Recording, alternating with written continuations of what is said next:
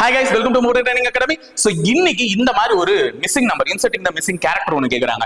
So 2 இருக்கு, 5 இருக்கு, 49 இருக்கு. சோ இப்படி வந்திருப்பானோ அப்படி நான் தோணலாம். இங்க வந்து இங்க இருந்து இங்க வந்து இங்க இருந்து இங்க வந்திருப்பானோ அப்படி நான் தோணும்போது இந்த 2க்கும் 5க்கும் இடைப்பட்ட நம்பரா 3 மட்டும் தான் இருக்கு. சோ 3 ஆப்ஷன்ல எடுத்துட்டு வரலாம் நான் யோசிக்கலாம்.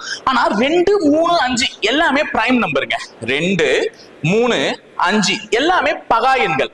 ஆனா 49 பகா எண்ணே கிடையாது, சம்பந்தமே இல்லாம அங்க வந்து நுழைஞ்சிருக்கானே.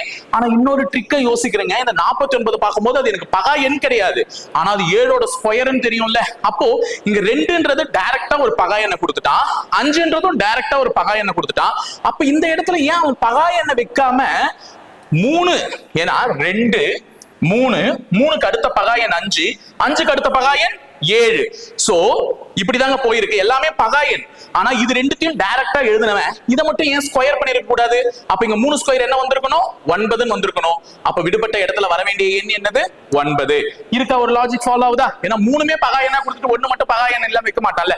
சோ இந்த மாதிரி மாத்தி யோசிச்சு பாருங்க. இனிமே இந்த மாதிரி ஒரு கொஸ்டின் வந்துச்சுன்னா இது ஒரு முக்கியமான சிஜிஎல் கொஸ்டின்ங்க. சோ எஸ்எஸ்சி படிக்கிறவங்களுக்கு ரொம்ப உபயோகமா இருக்கும். ஷேர் பண்ணிக்கோங்க உங்க ஃப்ரெண்ட்ஸ்க்கு. சோ இப்போ ஒரு கொஸ்டின் உங்களுக்கு சிம்பிளா தாங்க வச்சிருக்கேன். கியூப் தானே, பார்த்தாலே தெரியுது இல்ல.